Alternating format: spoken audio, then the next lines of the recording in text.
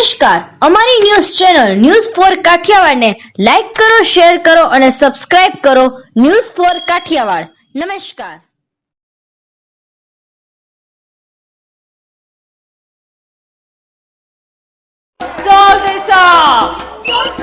Solve करो हे चुटकी बजाओ आंसर पाओ आंसर करो और स्मार्ट बन जाओ मैथ्स करो या साइंस करो जो भी करो स्मार्ट करो सही तो વિસાવદરની ચૂંટણી માંગ હવે માહોલ ખૂબ જામ્યો છે. એક તરફ બીજેપી, બીજી તરફ આપ અને કોંગ્રેસ વચ્ચેનું ત્રિપાખીયો જંગ જામ્યો છે. ત્રણેય પાર્ટી પ્રચારમાં દિગ્ગજ નેતાઓને ઉતારી લોકોના મત મેળવવા કોશિશ કરી રહી છે. ત્યારે અમે પહોંચ્યા છીએ મોટા કોટડા ગામ. મોટા કોટડાના સ્થાનિક અને ખેડૂતોનું શું કહેવું છે? મોટાભાગની સમસ્યાઓ હલ થઈ ગઈ છે. ખેડૂતો વીજળીની સમસ્યા હલ થઈ ગઈ છે. ઓજત નદીના લીધે સિંચાઈની સમસ્યાઓ પણ મોટાભાગે હલ થઈ છે. શોર્ટેજ થાય ત્યારે સિંચાઈ માટે પાણી અને ખાતર પૂરા પાડે એટલી માંગ છે.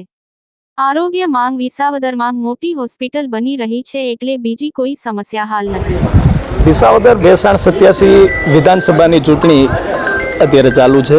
ત્યારે આપણે મોટા કોટડામાં આપણી સાથે ખેડૂત મિત્રો જોડાઈ ગયા છે. જે આપણા ગામમાં શું શું સમસ્યા છે અને કેવો વિકાસ થવો જોઈએ. વિકાસ તો સારામાં સારો થવો જોઈએ, પણ જે પ્રમાણે ચાલુ છે એમાં વિકાસ થયો છે અને થાય હું એવું માનું છું. અને હું બીજેપીમાં બચપનથી માનું છું. અને આવા માણસો હોવા જોઈએ દેશ માટે ટોપ લેવલ, બાકી કોઈની તાકાત નથી આ વસ્તુ કરી. અત્યારે આપણે આપણા ગામમાં કઈ કઈ સુવિધાઓ છે અને આના પછી જે પણ ઉમેદવાર આવે તમે એની પાસે શું આશા રાખો છો? આના પછી જે કંઈ ઉમેદવાર આવે એની પાસે હું રોડ રસ્તા માટે અમુક એવા પ્રોબ્લેમ છે રસ્તાના છે, પછી કોઈ શિક્ષણ માટે ઘટતું હોય એવી રજૂઆત કરીએ છીએ. કારણ કે શિક્ષણ દેશનો પાયો છે, એના થકી વિકાસ થાય છે. જી, અને આપણી સાથે બીજા એક ખેડૂત મિત્ર જોડાઈ ગયા છે. આપણે અહીંયા ખેતીની સમસ્યા કોઈ એવું કે અને એવા ક્યાં રોડ રસ્તાના કોઈ કામો થયા નથી થયા કે આપણા ગામમાં શું ખૂટે છે? અમારા આ વિસ્તારમાં ખેતી માટે ખેડૂતને લાઇટ, પાણી બે સુવિધા હોય અને સુરક્ષા. ખેતી માટે આ ત્રણ વસ્તુ મહત્ત્વની છે. એમાં લાઇટની અંદર અમે અત્યાર સુધી વિસાવદર અમારી પેટા સબ ડિવિઝન ઓફિસ હતી, ત્યાંથી અમારે જે કાંઈ ખેડૂતોને નવા કનેક્શન માગવા, નામફેર કરવા તો અમારે વિસાવદર ધક્કો થતો હતો. પરંતુ અમારા ગામના અહોભાગ્ય કે હવે અમારા મોટા કોટડામાં જ સબ ડિવિઝન મંજૂર થયું છે અને ટૂંક સમયમાં ચાલુ થવાનું છે. એટલે એક લાઇટની સુવિધા માટે સારું છે. ગામડામાં તમે જોવો છો 24 કલાક વીજળી છે, તો અમને સૂર્યોદય યોજના એને હિસાબે આ જંગલ વિસ્તાર છે, વન્ય પ્રાણી આવતા હોય તો અમને સવારે 7 વાગ્યાથી વીજળી સાંજના 5 વાગ્યા લગી એમ 8 કલાક દિવસે વીજળી મળે છે.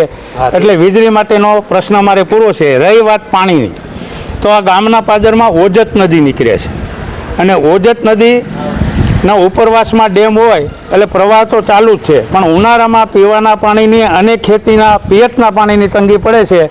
તો સૌની યોજનાનો પાઇપલાઇન અમારે આવી ગયો છે. એમાંથી અત્યારે તમે જશો તો ભર ઉનાળે નદી ચાલુ હોય.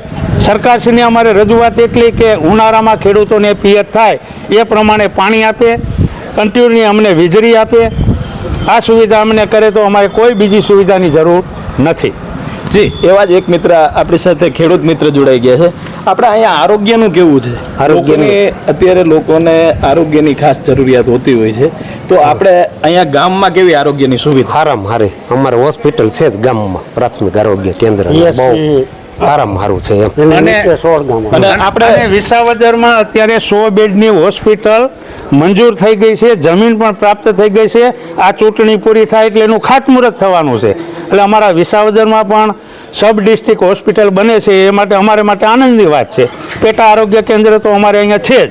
આરોગ્યની પ્રાથમિક સુવિધા મળી જાય છે, પણ ભવિષ્યમાં વિસાવદર ખાતે જે સબ ડિસ્ટ્રિક્ટ હોસ્પિટલ બને ત્યારે અમારે આરોગ્યલક્ષી કામગીરીમાં અમારે ત્યાં ઓપરેશન થશે તો અમારે જુનાગઢ સુધી લાંબુ નહીં થવું પડે. તમે ખેડૂત છો તો તમારા જે ખાતરની જરૂરિયાત હોય, ખાતર પૂરતું મળી રહે છે? એકી સાથે ખેડૂતોની ડિમાન્ડ વધે ત્યારે ક્યારેક શોર્ટેજ ઊભી થાય, પરંતુ ખેડૂતો પણ સમજવું જોઈએ કે જેટલો જથ્થો આપણે ખેડૂતોએ વાપરવો હોય એટલા જથ્થાની જ ખરીદી કરે, કારણ કે શોર્ટેજ ઊભી થાય એટલે માંગ વધારે ઊભી થવાની છે, એને કારણે વધારે શોર્ટેજ પડવાની છે. પણ મેજર ક્યારેક એવું બનતું હોય, પણ ખેડૂતો પણ સમજે કે એની જરૂરિયાત મુજબનું ખાતર લે તો ઘટ ન પડે. જી, બીજો સવાલ એ છે કે આપણે આ સરકારી મંડળીનો અત્યારે જે ભ્રષ્ટાચારનો જે મુદ્દો છે એ અત્યારે ખેડૂતો માટે કેવો, તમારે આ ગામમાં કેવી પરિસ્થિતિ? બહુ મહત્વનો મુદ્દો વાત કરી છે.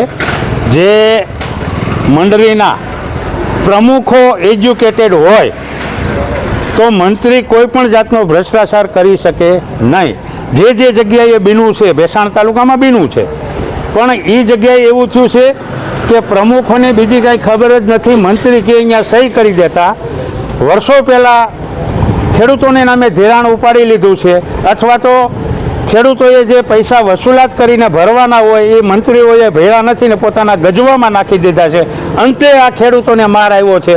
આને માટે મારો વિચાર તો એવો છે કે સહકારી મંડળીના પ્રમુખ તરીકે એજ્યુકેટેડ લોકો આવે તો આ ભ્રષ્ટાચાર અટકે.